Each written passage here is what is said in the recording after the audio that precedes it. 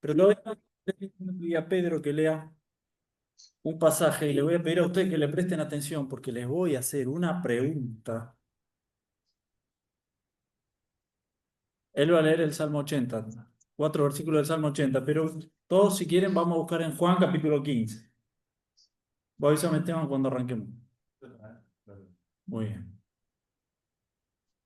Bueno, lo que va a leer Pedro es para que ustedes presten atención y les voy a hacer una pregunta de qué está hablando ese pasaje. Son Salmo 80 del 8 al 11. Pedro, léelo por favor. Hiciste venir una vid de Egipto, echaste las naciones y la plantaste, limpiaste sitio delante de ella, e hiciste arraigar sus raíces y llenó la tierra. Los montes fueron cubiertos de su sombra, y con sus sarmientos los cedros de Dios. Tendió sus vástagos hasta el mar y hasta el río sus renuevos. Muy bien. Y la pregunta es,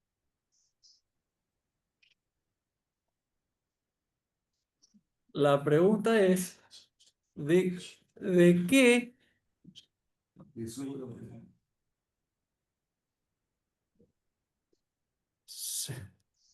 Probablemente sea más interesante ese predicador que este, así que lo podemos... ¿Escucharon el pasaje que habló Pedro? ¿De qué les parece que está hablando? Dice que hizo venir una vid de Egipto. ¿Quién es la vid?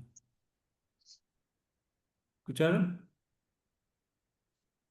Lo lees de nuevo, Salmo 80 del 8 al 11. Escuchen de nuevo, le voy a preguntar.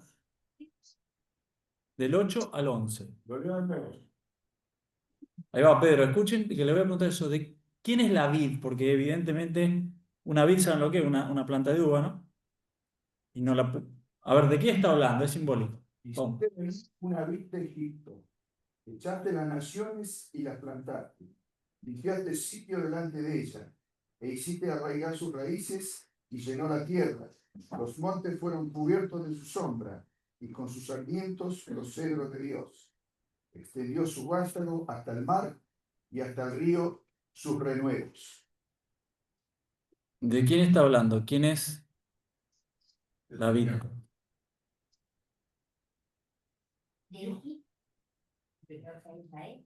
Ahí está, ese. Israel. Y la pone, echó las naciones, la puso ahí. Ven que dice, echó las naciones, se extendió hasta el mar, el Mediterráneo, hasta el río. Está diciendo, porque se acuerdan que Israel ahora es una nación y en su momento, digamos, fue un pueblo, pero era una familia. De hecho, había un hombre que se llama Israel Jacob, de su familia vienen los patriarcas y después eso es la nación. Pero ellos estaban en Egipto, eran poquitos, entran por el hambre y después se multiplican. Y lo que sucede, se multiplican y Dios los saca de Egipto y sale una enorme multitud, los lleva por el desierto y los coloca en el lugar que Dios le había dado para ellos, la tierra prometida. Y es lo que está diciendo. Hiciste venir una vid de Egipto, salió de ahí. Muy bien.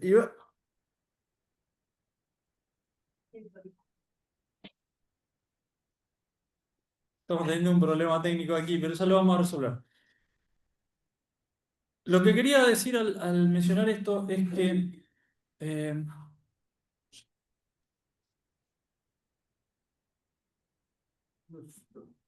disculpen. Dios comparó a su pueblo de Israel, la nación de Israel, con una vid. Muchas veces la razón por la cual Dios usaba metáforas, comparaciones con su pueblo era porque quería darles lecciones. Ahí lo que dice el Salmo es, Dios como lo sacó de Egipto como si hubiera agarrado, vieron cuando uno agarra una pequeña plantita y la planta en un lugar, pero Dios le preparó todo y le hizo extender sus ramas, sus sarmientos, sus pámpanos, digamos, y llegó hasta acá, cubrió todo y lo que le estaba diciendo, lo que dice el Salmo es que Dios había bendecido mucho esa nación y la había hecho fructificar. Hay otro pasaje que está en Isaías que dice el profeta, ahora cantaré por mi amado el cántico de mi amado a su viña. Otra vez usa la figura de la planta de uva. Tenía mi amado una viña en una ladera fértil. Y después termina diciendo, ciertamente la viña del Señor, de Jehová, es la casa de Israel. Y los hombres de Judá planta deliciosa suya. Pero Dios esperaba juicio y aquí vileza. Dios esperaba justicia y aquí clamor por justicia. Ahora entonces vamos a ir a Juan capítulo 15, porque esto nos pone el contexto del discurso que dio el Señor Jesús.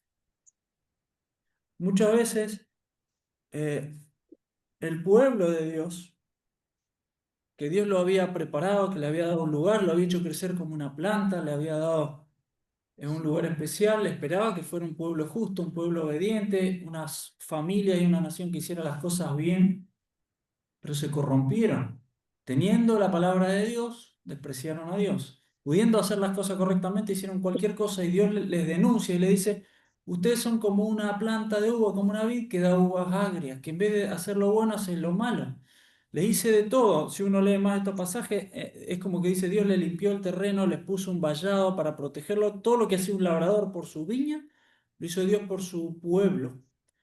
Y Israel había, a nivel nacional, había fracasado. Los que debían ser el pueblo de Dios habían fracasado. Entonces Jesús, la noche que iba a ser entregado, traicionado, ya Judas se había ido, y unas horas antes, allí en el aposento alto, él habla con sus discípulos. Un rato después iba a pasar la noche, lo iban a venir a atrapar, con palos, con espadas, lo enganchan, se lo llevan, él no se resistió, aunque tenía poder para destruir a todo. Y en ese discurso que está en Juan desde el capítulo 13 hasta el 17, él va a hablar de estos 11 versículos que quiero que leamos. Juan, capítulo 11, perdón, capítulo 15, versículo 1 al 11. Y cuando él les habla de la vid, que es de lo que va a hablar, a ellos les hace eco de algo que había sido siempre una realidad para ellos. Israel era la vid del Señor, era el pueblo escogido. Era el que el Señor había llamado, lo había plantado en un territorio, les había echado a todos sus enemigos, lo había hecho crecer, lo había protegido, les había dado todas las bendiciones. Y como nación había fracasado. Y los líderes religiosos de la época de Jesús, que fueron los que lo hicieron condenar, lo hicieron atrapar por los romanos, lo juzgaron injustamente, eran una representación de esta vid falsa. Juan capítulo 15, verso 1, vamos a leer hasta el 11. Yo soy la vid verdadera y mi padre es el labrador. Todo pámpano, o sea, toda rama que en mí no lleva fruto, la quitará. Y todo aquel que lleva fruto lo limpiará para que lleve más fruto.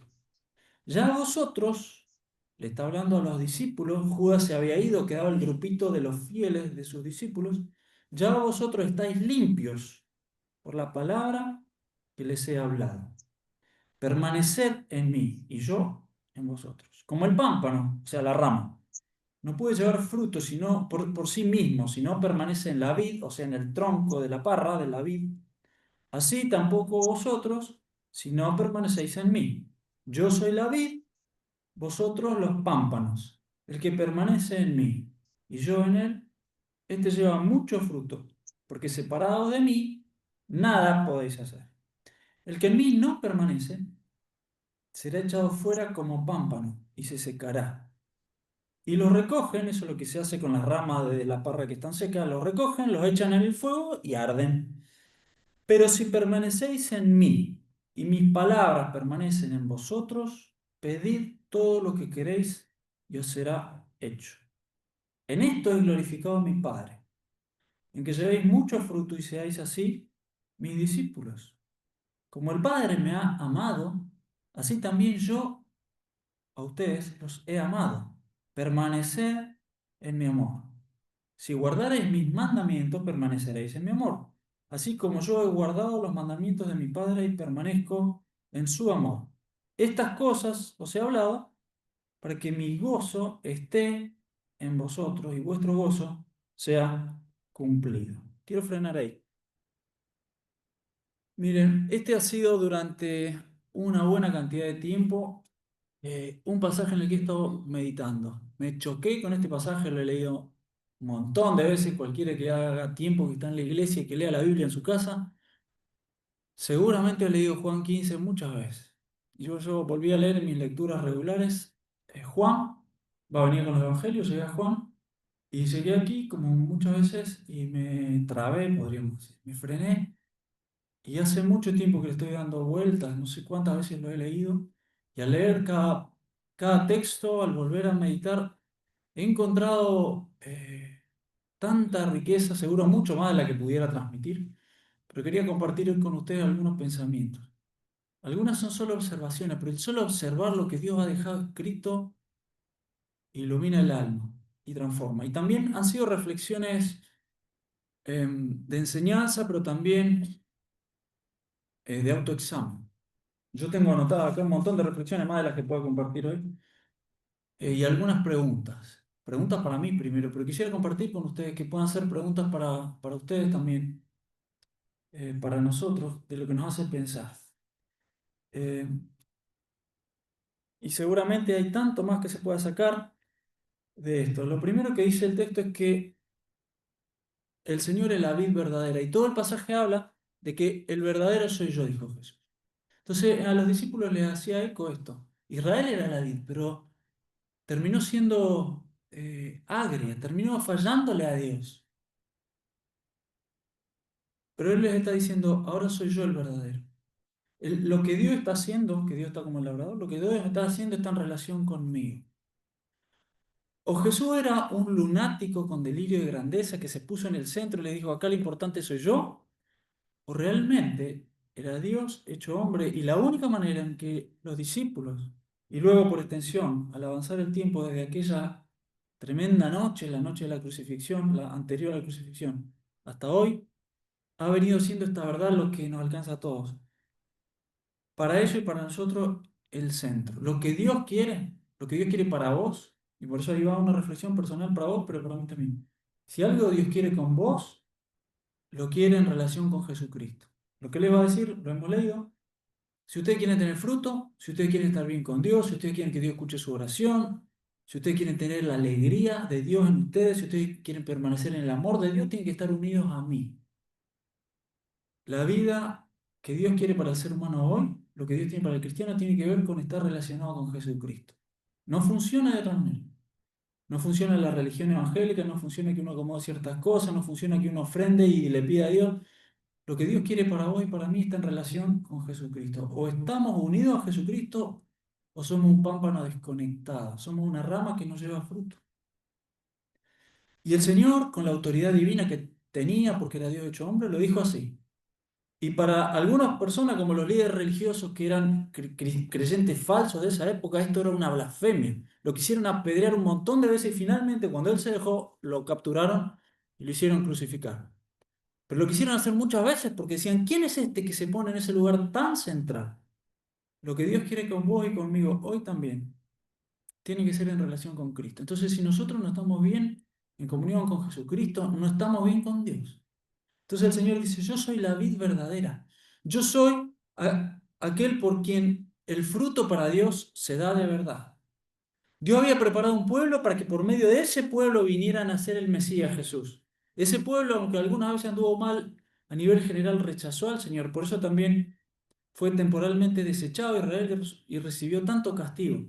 Pero Él le dice, la vid verdadera, la que tiene la aprobación de Dios, de donde viene fruto, del que ustedes se tienen que ocupar de estar unidos, soy yo. Y eso ocurre para nosotros también. El verso 1 también nos dice que Dios es el labrador. ¿Ven? Yo soy la vid verdadera y mi padre es el labrador. Es el que trabaja. Y la Biblia nos muestra eso muchas veces. Nosotros trabajamos para Dios, pero en realidad lo que verdaderamente funciona, lo que trae crecimiento es lo que hace Dios. Pablo le decía a los corintios, yo planté, Apolo regó, pero el crecimiento lo dio Dios. Está como diciendo, hay siervos de Dios, hay pastores, hay ministros, hay instructores de la palabra, hay los que visitan, los que predican el Evangelio, todos hacemos algo, queremos hacer algo para el Señor. Pero somos instrumentos. El verdadero trabajo, lo que funciona, el crecimiento lo ha dado Dios. Y aquí el Señor dice lo mismo, yo soy la vid, y ¿saben quién es el que opera? ¿Saben quién es el que cuida? ¿Quién es el que poda? Dios. Y eso nosotros lo tenemos que reflexionar también. Nosotros eh, queremos que haya progreso de verdad, queremos que haya crecimiento, queremos que otros puedan escuchar del amor del Señor, queremos ver que nuestra vida eh, va creciendo. El que opera, el que trabaja, el labrador, es Dios. Y entonces en estos pasajes nos da instrucciones de lo que nosotros podemos hacer, pero el que trabaja, el que opera es Dios. El verso 2 dice que el pámpano que lleva fruto, aunque lleva fruto, Dios lo va a limpiar. ¿Ven? Todo pámpano que en mí no lleva fruto lo quitará, pero el que sí lleva fruto lo limpiará. Entonces esto nos hace pensar en nosotros también. Aún aquel que lleva fruto, aquel que está caminando con Dios, el Señor lo quiere limpiar para que lleve más fruto. A veces nosotros podemos cuestionarnos. Vieron que la poda, el trabajo de poda es un trabajo de corte, un trabajo de... Esto es lo que es limpiar un árbol, digamos, no que esté lleno de tierra y le tenía que pasar un trapo. Es limpiar, es como limpiar una planta cuando este brote le quita la fuerza al que lleva fruto, esto se corta, esto se poda, como a veces hace un buen jardinero con un árbol para que crezca mejor. En cierta época del año lo hace, lo daña, podríamos decir, lo corta, lo ataca, vamos a decir, pero en realidad es que lo está limpiando para que lleve más fruto.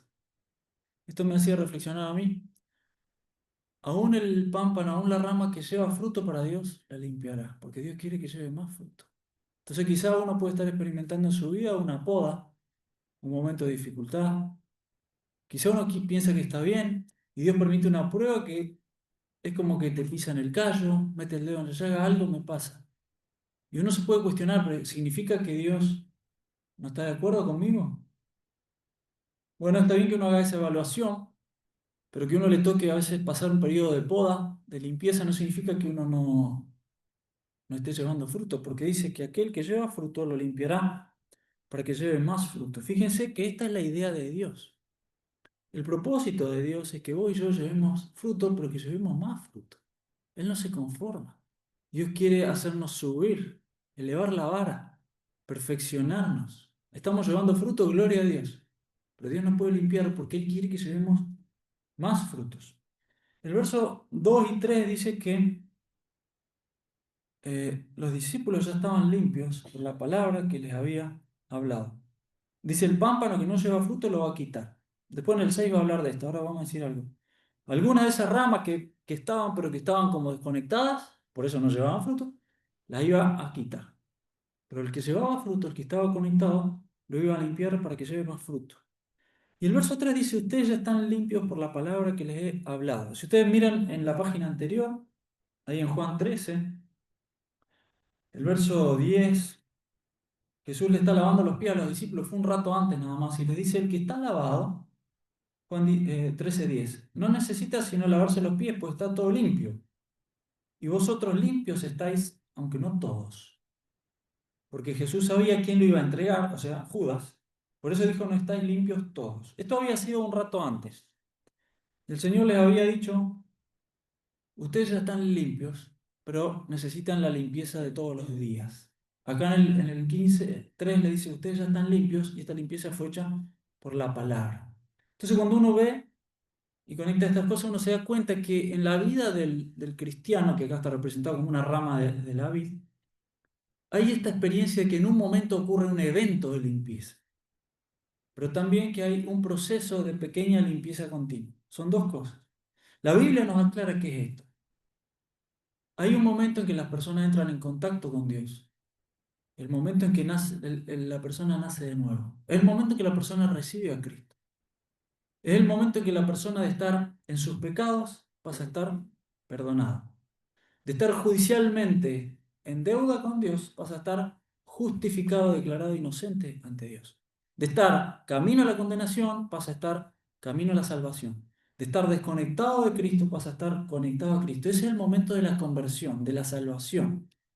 Es el momento en que cuando la persona se da cuenta que es un pecador, se inclina en su corazón, se humilla delante de Dios y dice, Señor, soy pecador. Señor, me doy cuenta que mi condición es de condenación. Me doy cuenta que Jesús murió por mí y me doy cuenta que soy un pecador y que necesito perdón, limpieza y salvación. Por eso había una diferencia entre los 11 discípulos y Judas. Y él le dijo, ustedes ya están limpios, aunque no todos. Porque había uno que aunque estaba en el grupo, podríamos decir, asistía a la iglesia, o sea, él estaba con el grupo, estaba con el Señor, hacía las mismas cosas que todo en su corazón, todavía era rebelde y no había aceptado con fe a Jesucristo como Señor y como Salvador. Entonces ese no estaba limpio. Ese no le había dejado entrar al Señor para que entre en su vida, le perdone, le limpie, le sane, le dé salvación, le perdone los pecados. Pero los demás habían creído. Y la Biblia dice que el que cree en Jesucristo de todo su corazón y confía en Cristo para el perdón de sus pecados, es perdonado y limpiado, justificado. Esa persona entra en conexión con Cristo. Esa es la primera gran reflexión, autorreflexión para nosotros en esta noche. Yo, ¿estoy limpio? Como Jesús le dijo a los discípulos, ustedes ya están limpios, aunque no todos, porque ahí había un intruso. Ya para el capítulo 15 Judas se había ido y acá les está hablando y les dice, ustedes ya están limpios. Cada uno de nosotros se reflexiona, ¿estoy limpio? Quizá tengo inclinaciones religiosas, quizás asisto a la iglesia, quizá tengo conocimiento, he estado por años en la iglesia, pero ¿estoy limpio? ¿Estoy conectado con Dios? ¿Han sido lavados mis pecados en Jesucristo? Hubo un día que yo puedo recordar tal vez que me incliné delante de Dios y le dije, Señor, perdóname mis pecados. Me arrepiento, necesito que me salves, que entres a mi corazón, que me perdones. Eso ocurre en un momento en la vida de la persona cuando es creyente y a partir de ahí la persona está limpia. Y eso es lo que dice acá. Le dice, ustedes ya están limpios, ustedes son como esos pámpanos que están unidos a la vida y están limpios. Pero no obstante, Él les dice a los discípulos que hay un proceso de permanecer y de continuar y de seguir siendo limpiados. Entonces lo que nos muestra la enseñanza es que hay un momento en que nosotros somos unidos a Cristo, porque el Señor quiere que continuemos.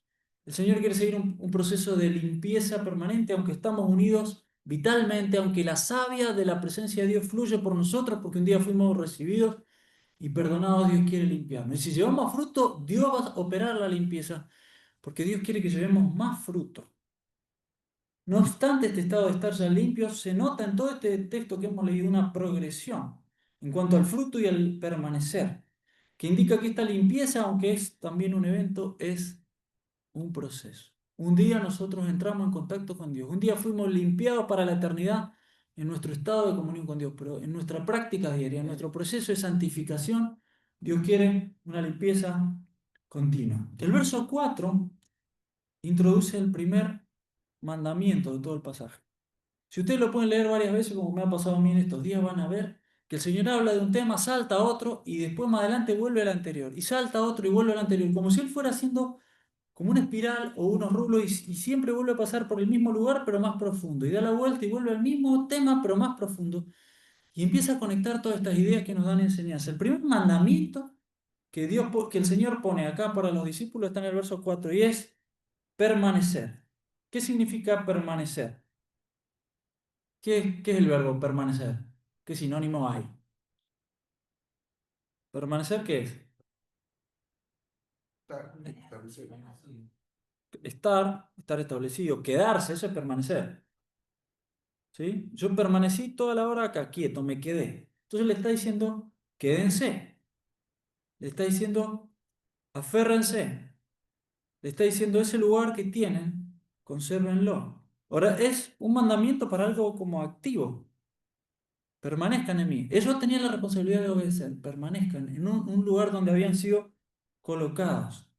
Y fíjense que el verso dice, permanezcan en mí y yo en ustedes. Se implica que la permanencia del discípulo en el Señor conlleva la permanencia del Señor en el discípulo. Es como que nosotros no lo podemos retener al Señor, pero el Señor dice, permanezcan en mí, yo en ustedes. Ustedes hagan eso que yo les doy como mandato que está en su mano hacer. Quédense conmigo, quédense cerca y el Señor va a hacer su parte. Él se va a quedar en nosotros. Y no se puede llevar fruto por uno mismo, dice ahí mismo, permanezcan en mí y yo en ustedes. Así como la rama, el pámpano, no puede llevar fruto por sí mismo si está desconectado del tronco, de la vid, así ustedes tampoco si no permanecen en mí. ¿Saben lo que está diciendo este texto? Que si la fuente, el medio y los recursos son propios, no hay fruto. Si la fuente de poder, la fuente de sabiduría, la fuente de criterios, la fuente de gracia, la fuente de la inteligencia, la fuente de todo lo que tenemos, los medios, nuestros recursos, todas las cosas son míos, no va a haber fruto. Yo tengo que pensar que si yo quiero que haya fruto para Dios, eso será algo que venga del Señor por estar yo unido al Señor. Permanezcan en mí y yo en ustedes. Como el pámpano no puede llevar fruto separado de la vid, así ustedes tampoco, si no permanecen en mí. Ahora fíjense que el texto dice, el verso 5, yo soy la vid, lo repito, ustedes son las ramas. El que permanece en mí y yo en él, este lleva mucho fruto. Porque separados de mí nada podéis hacer. Otra vez vuelvo a decir, miren, si estamos lejos del Señor, aunque hagamos muchas cosas, no va a haber fruto. Puede haber ruido, puede haber movimiento, hasta puede haber aplauso de otras personas. Lo peor que puede haber es que nos engañemos, que pensemos que hay algo que no hay. Pero el Señor dice, ¿ustedes quieren fruto? Algo que dure, algo verdadero, algo para la eternidad, bendición para la familia, sentimiento de que uno está invirtiendo en lo eterno, de que uno está haciendo las cosas correctas. ¿Quiere uno victoria sobre el pecado? ¿Quiere libertad de ciertas cadenas? ¿Quiere darse cuenta que uno está caminando con Dios? ¿Quiere bendición? ¿Quiere paz? ¿Quiere un corazón y una familia como Dios manda? Eso es fruto y eso viene de Dios. Si lo hago yo con mis métodos, con mis fuerzas, con mis recursos, si todo es mío, no va a andar, aunque yo sea el más poderoso del mundo, porque el Señor dice, el fruto viene de mí.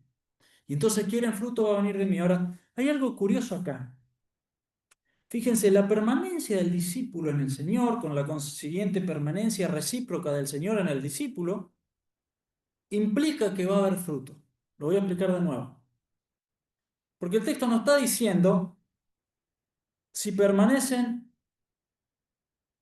en mí.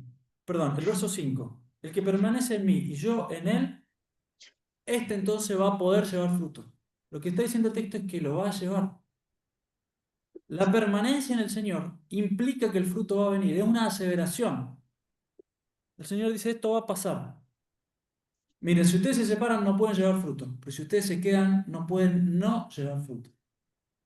Si permanecen en mí y yo en ustedes, ¿ven? Lo leo de nuevo. El que permanece en mí y yo en él, este puede llevar fruto, dice eso. Lleva. El que permanece en mí y yo en él, este lleva fruto. No es una posibilidad, el Señor asevera que es una realidad. No es una condición necesaria, es una condición necesaria y suficiente. Si el discípulo está cerca del Señor, el fruto viene. Esto para mí fue una de las, quizá podríamos pensar la segunda gran pregunta. Si yo no veo fruto, ¿cuál es la conclusión lógica? No, no quiero ser ácido con la pregunta, yo me lo pregunto para mí. También puede ser que uno a veces algún fruto no lo vea, pero uno no hace mal en mirar su propia vida y decir, a ver, ¿funciona esto? ¿Estoy viendo la obra del Señor? ¿Se ve el fruto? Porque el Señor dijo que si yo permanezco en Él, el fruto está. Si el fruto no está, ¿cuál es la conclusión lógica? Entonces debe ser que hay algo en lo que puedo estar fallando en mi permanencia con el Señor. Esto es una gran verdad. El Señor dice, si ustedes se quedan conmigo, va a haber fruto. Y va a haber mucho fruto. El que permanece en mí y yo en Él, este lleva mucho fruto. Es la matemática del Señor. Entonces, a mí me hace la pregunta, veo el fruto, y es para mí, hermanos, primero, pero las quiero transmitir a ustedes. Es mi autorreflexión, mi autoexamen, con una mirada crítica y honesta, pero delante del Señor. Veo fruto, veo mucho fruto. Esto está en relación directa con cuán cerca estoy yo del Señor. Entonces, si me falta fruto, me falta cercanía. Si me falta ver la obra del Señor en mi vida, en los que me rodean, la presencia del Señor, el gozo, el poder para vencer el pecado, la sabiduría en las palabras, la operación del Señor en mí, esas muchas manifestaciones del fruto de una vida que tiene a Dios, si falta el fruto, me falta permanencia, cercanía. Y en la medida en que me falte fruto, me falta comunión con el Señor. Entonces ahí está donde yo tengo que poner el foco. Porque el Señor dijo, el que permanece en mí, el fruto lo lleva. Verso 6. El que en mí no permanece, será echado fuera como pámpano y se secará, y los recogen y los echan en el fuego y arden.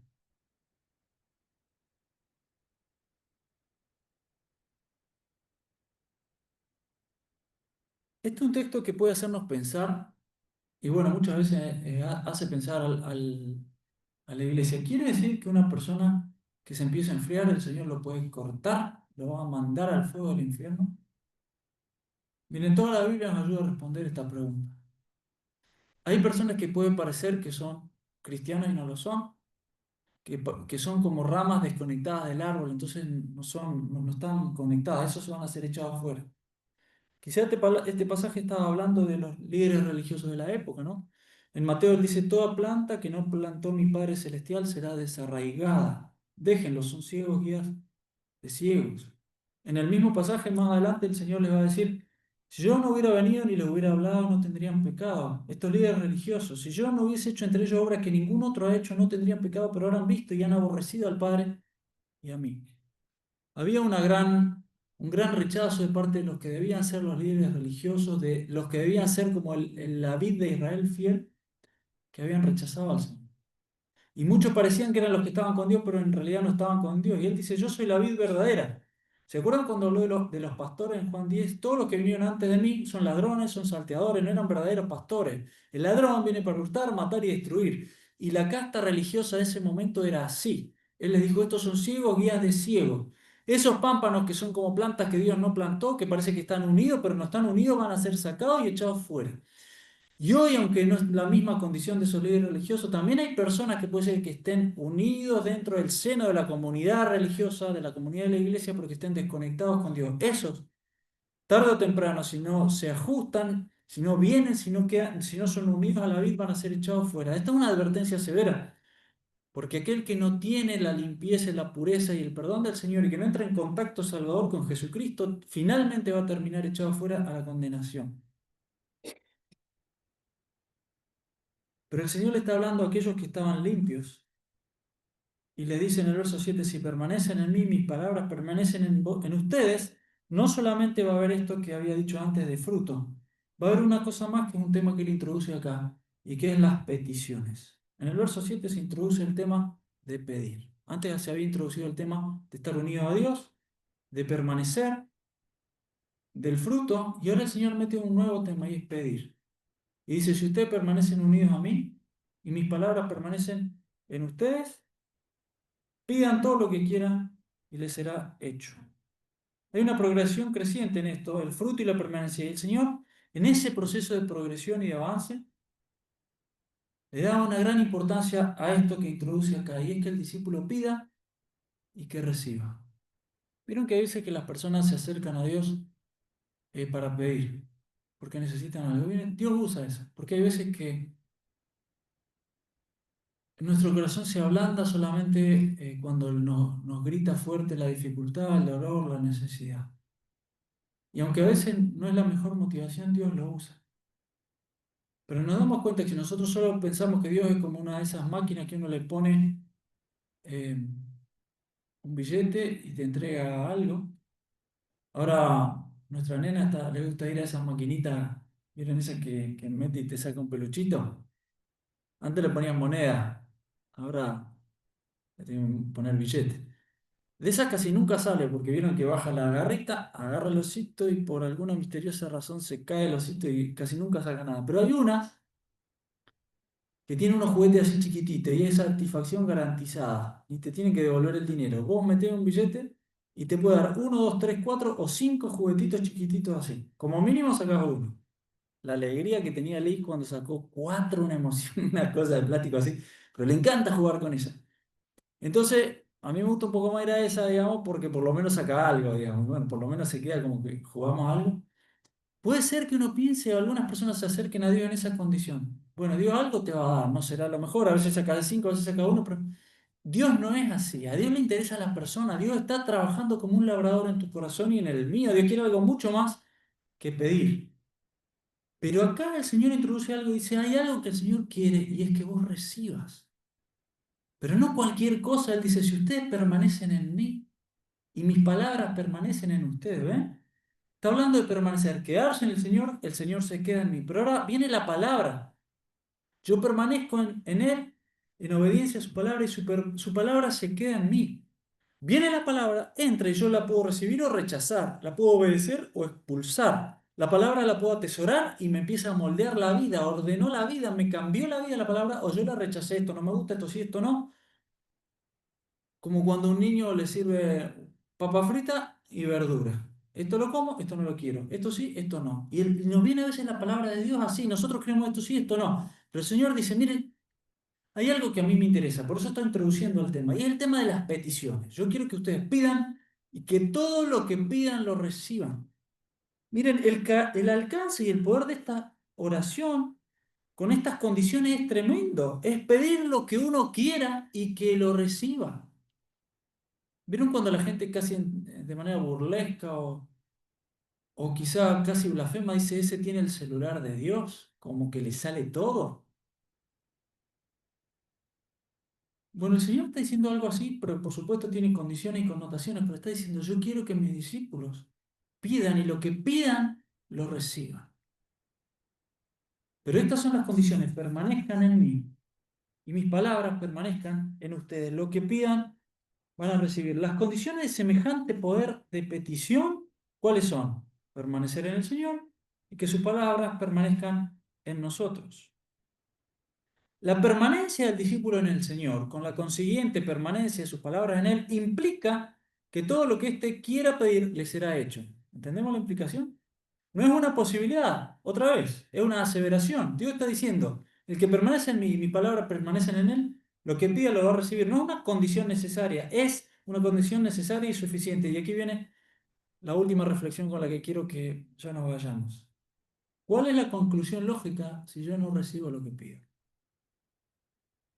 Lo mismo, si yo no llevo fruto, ¿qué es lo que tengo que entender? Que quizás no estoy permaneciendo cerca del Señor. ¿Qué pasa si yo pido, si mis oraciones no son respondidas, si yo empiezo a pensar que mi oración, que la oración y el hablarle a Dios no tiene poder? Quizás la conclusión lógica es esta: yo no estoy permaneciendo en el Señor y sus palabras no están hallando cabida en mí de la manera en que deberían. Esto de alguna manera es difícil de reflexionar, pero es un camino que tenemos que ir porque el Señor lo quiere. Fue idea de Él. Él hizo este discurso y Él metió estos temas y Él puso estas cosas. Van a tener fruto, van a tener mucho fruto. Vamos a dejar acá porque no hay tiempo, pero si ustedes siguen leyendo van a ver. Ustedes van a traer gloria a Dios. Ustedes van a experimentar el amor de Dios. El gozo mío, el gozo de Dios lo van a tener ustedes. Se les va a quedar. Van a ser personas llenas de poder en la oración, llenas de amor, llenas de fruto, llenas de vencer las cadenas, la esclavitud. Personas florecientes, personas hermosa en el sentido de la persona, como Dios quiere. Eso es lo que el Señor quiere para mí. Entonces, si yo veo que me falta, tengo que ir a analizar qué me está pasando. Bueno, debe ser que la palabra de Cristo no está anidando tanto en mí, que no se está trasladando a mi conducta. Debe ser que yo no estoy tan cerca del Señor como Él quiere. Porque Él lo dijo y con su autoridad.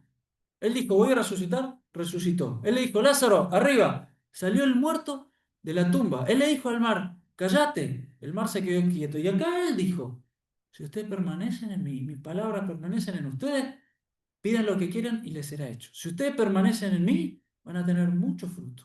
Y siguen leyendo, van a ver, el amor de Dios va a estar en ustedes. La alegría mía la van a tener ustedes. Esta es una palabra de gran aliento, aunque también es eh, una palabra que me expone, me hace reflexionar, me pone en evidencia. Bueno, yo tengo que crecer, yo tengo que mejorar, pero a la vez está llena de entusiasmo y de promesa, porque el Señor me dice, ¿querés mi gozo? ¿Querés mi amor? ¿Querés poder en la petición? Que lo que caiga en tus labios llegue al cielo y mueva la mano de Dios. ¿Querés fruto? Acércate a mí porque esta es la receta, este es el camino. Quiere el Señor que esta sea el pensamiento que nos llevemos, que nos acerquemos a Dios, que podamos experimentar su poder, la riqueza, el vigor que Él tiene para nosotros, como una planta viva. ¿Vieron que la vida no se puede detener? Vos tenés una rendija así en el cemento de tu patio, crece una planta, un yuyo alto así. Lo tenés que cortar porque hay vida. Entró la semilla y la vida no la podés frenar. Así pasa cuando el Señor está en nosotros. Si le damos lugar, es apabullante lo que Él hace en nosotros, fruto y vida. Pero si yo veo que falta, seguramente es que el Señor quiere que me acerque más a Él, que comulgue más con Él, que tenga más intimidad con Él, que le deje más lugar, que le obedezca más, que me alimente más de su palabra, que le obedezca mejor, que ame más, que lo busque más. Amén. Oramos. Señor, gracias por estas palabras. El Señor estaba por ir a la cruz, el momento más triste, más intenso, de mayor sufrimiento en todo su caminar aquí. Y Él frenó para decirle a sus discípulos estas palabras que hoy son para nosotros también. Nosotros queremos una vida de fruto, una vida de vencer, una vida de alegría, de poder, de bendición para los demás, de sentido. Nos importa más ser trascendentes que ser divertidos, ser coherentes, tener sentido que pasar momentos intensos de felicidad. Queremos que nuestra vida importe, Señor. Y para eso tenemos que estar cerca de Cristo. Te rogamos que nos ayudes, Señor, a caminar como deseas, a poder afincarnos, enraizarnos en Cristo, y que tu palabra pueda ser morada en nosotros. Bendice nuestras familias, el corazón de cada uno de los que estamos acá, que tú conoces, nuestros secretos, nuestras verdades, que pueda hacer tu obra en nosotros. Te lo pedimos con gratitud en el nombre de Jesús. Amén. Muy bien, muchas gracias por su atención. Veo la reunión terminada.